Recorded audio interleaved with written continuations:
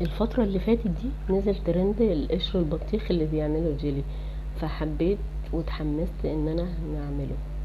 شايفين دي بتحول قشر البطيخ وبتحطولي جيلي وبيطلع بالشكل ده تحفة. بترش عليه سكر بودر جميل. تعالوا بقى نشوفه. انا جبت بطيخة هقشرها،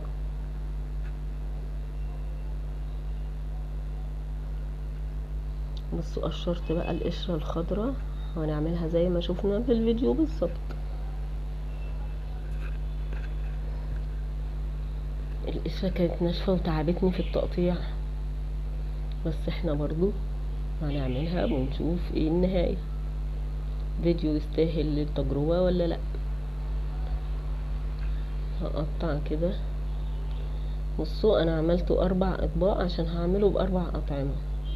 هبدأ باول طبق، احط معلقة سكر،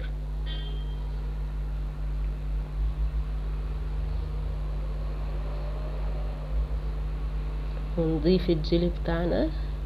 نحاول، احنا جبنا 4 انواع مختلفين عشان يدينا لون. ده بطعم التفاح يدينا لون اخضر. انا مش هحط الكيس كله عشان كمية قشر البطيخ قليلة، فهحط كده، والمية تبقى ربع كوباية عشان انا عايزاه يبقى تقيل ويغلف لي قشر البطيخ ويستوي، ونشوف التجربة هتنجح ولا لا.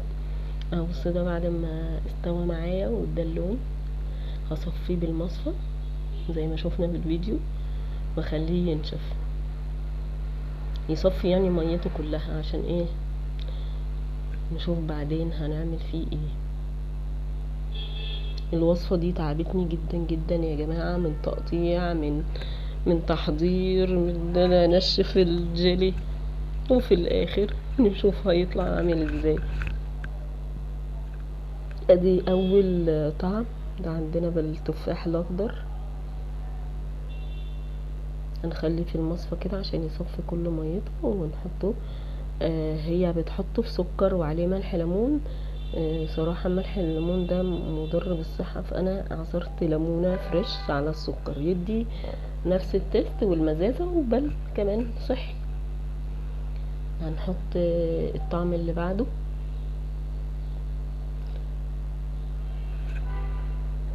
هنجيب كده الجيلي ده اناناس اصفر، لون اصفر. برضو هنخليه كده على النار وهنحط حبة مية صغيرة يعمل فقاقعات ويتقل معانا الجيلي. هنصفيه.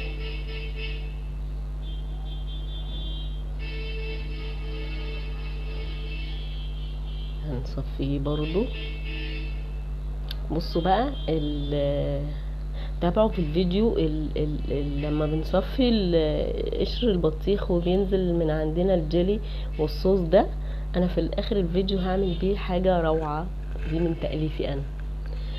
ده بقى الجيلي الاحمر بالفراولة.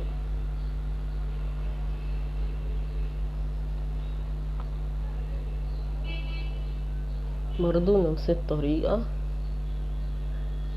المهم النتيجة في الاخر يا جماعة، ما تزهقوش وما تتعبوش، المهم النتيجة. اصفيه برضو. فاضل اخر طبق وهيكون بطعم المشمش لون اورنج.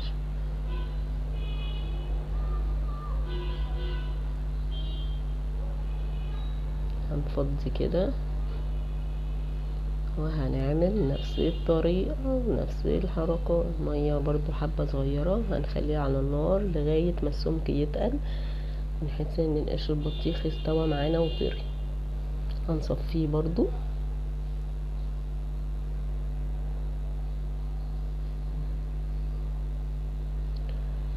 بعد كده انا هفرده على ورق زبدة عشان ينشف خالص، وبعد كده حطيت عليه السكر، وده بقى شكله.